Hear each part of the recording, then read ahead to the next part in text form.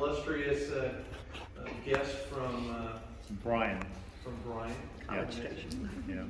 Sorry, I got a little bit of a late start, but Yeah. glad to be Tell here. us your name, where you're from, what your interest is, and what you like, and what you want to learn. Clip it on your top. Oh, I'm Greg Robertson. I'm AKA your cousin, and I'm here to learn more about this product. That's short. That's it. That is short and sweet. Everybody else has these big, They're long, like nice, solid eloquent introductions, years, prepared aren't they? speeches. I'm just giving you a hard time.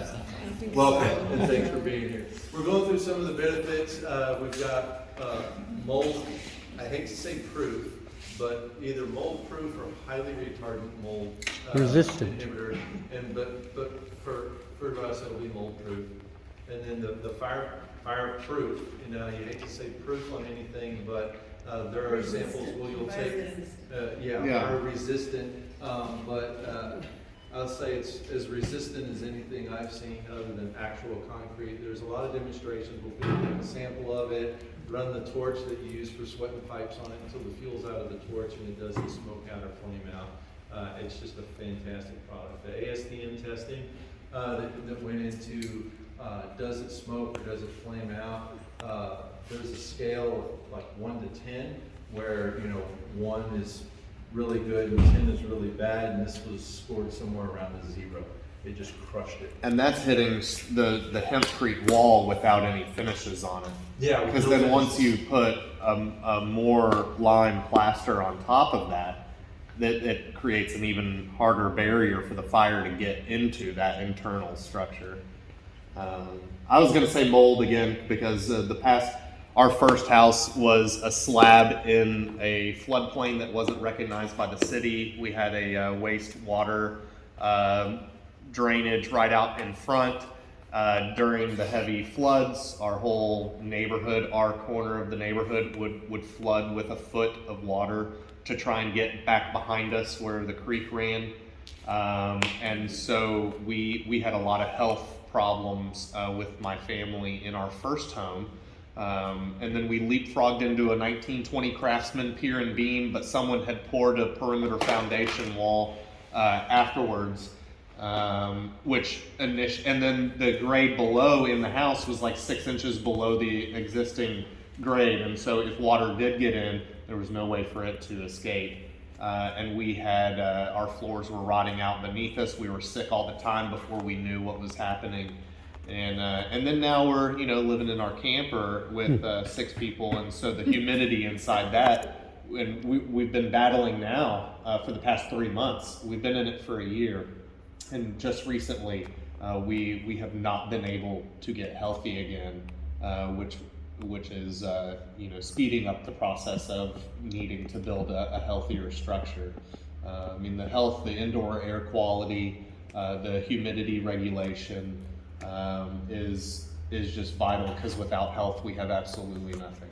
So that is of the utmost importance. And I was going to say maintenance as well on a Hempcrete structure with the plasters.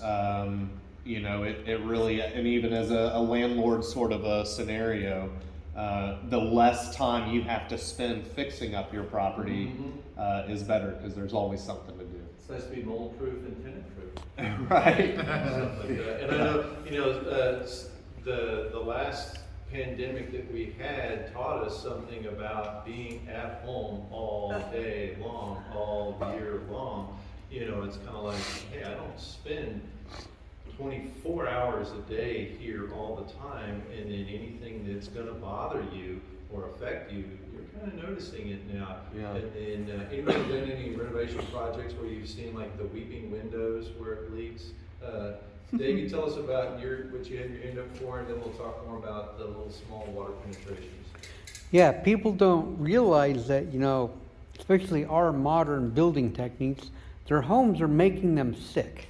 Mm-hmm. People don't realize that, and there's a lot better way to build than how they do it now because the paint that they use, the types of varnishes and whatever, carpeting, draperies, and all the crap that they put into all that stuff is actually making people sick, and they don't know that it's their house, their dwelling that's doing it. I was talking to some people in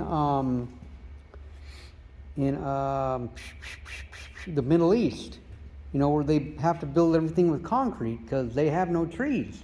You know, they can't build stuff out of wood. And the type of concrete that they make there is horrible. It off-gases, you know, terribly, and people get sick from, you know, all the buildings that they're in because of all the off-gassing and stuff like that. So I was talking to one guy and said, yeah, we can grow crops. You know, we can grow hemp, but we, you know, don't have the rest of the stuff to make hempcrete or whatever. But that would be like, you know, a godsend to them. Get rid of all these, you know, buildings that are making them sick in those parts of the world, and give them something healthy to live in, to work in, to, you know, go to school in, you know, like that. So. Yeah, Google search for sick home syndrome or sick building syndrome will tell you a lot about some of the things that are affecting us all in our health. And then you were